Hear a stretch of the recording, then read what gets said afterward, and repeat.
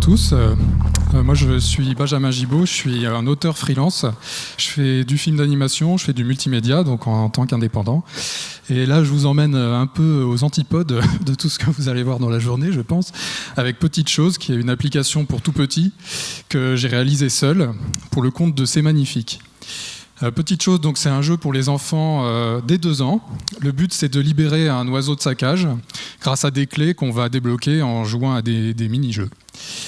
Alors, ce que j'ai essayé de développer particulièrement, c'est d'abord un univers artistique prononcé à travers des graphismes faits à la main, mes propres musiques, des mini-jeux que j'ai essayé de rendre originaux, un rythme global, une atmosphère assez lente, assez calme, qui est propice à l'évasion, à l'imaginaire.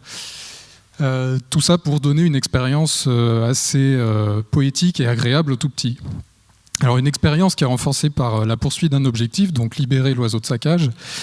Un objectif qui est valorisant pour les tout-petits, qui les aide à se concentrer, donc à aller au bout du jeu, qui leur donne aussi envie de recommencer.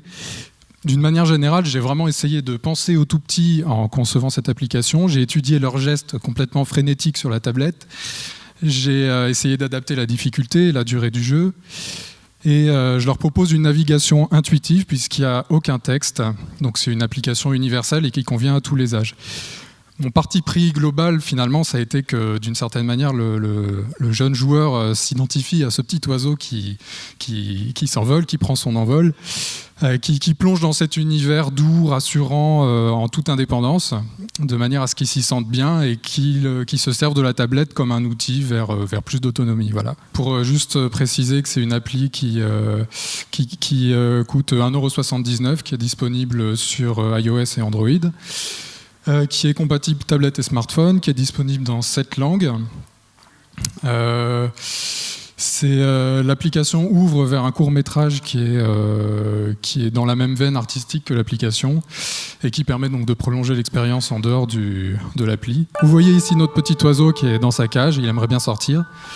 Malheureusement, il y a 7 cadenas qui l'empêchent de sortir, donc on va devoir aller chercher les clés qui vont le libérer. Donc on part explorer ce monde poétique et puis on va pénétrer dans différents mini-jeux qui vont nous servir chacun à débloquer une clé. Voilà un exemple de mini-jeu, donc avec un graphisme toujours léger, un rythme toujours très calme. Et puis surtout la musique. La musique, elle a un rôle très important. Elle peut par exemple suivre, réagir aux actions de l'enfant comme ici. Ou bien reprendre l'enfant par la main, l'amener quelque part, comme un narrateur qui raconterait une histoire.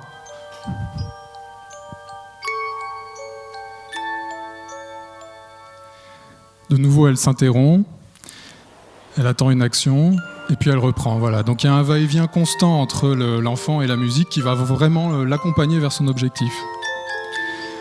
On poursuit notre quête de clés selon le même principe, donc en suivant une navigation toujours intuitive, sans texte, seulement guidé par la musique, donc différentes musiques, et puis des mains, des doigts qui vont pointer vers les éléments interactifs. L'idée étant vraiment de garder constamment un équilibre entre un cadre qui va guider l'enfant vers son objectif et sa propre liberté.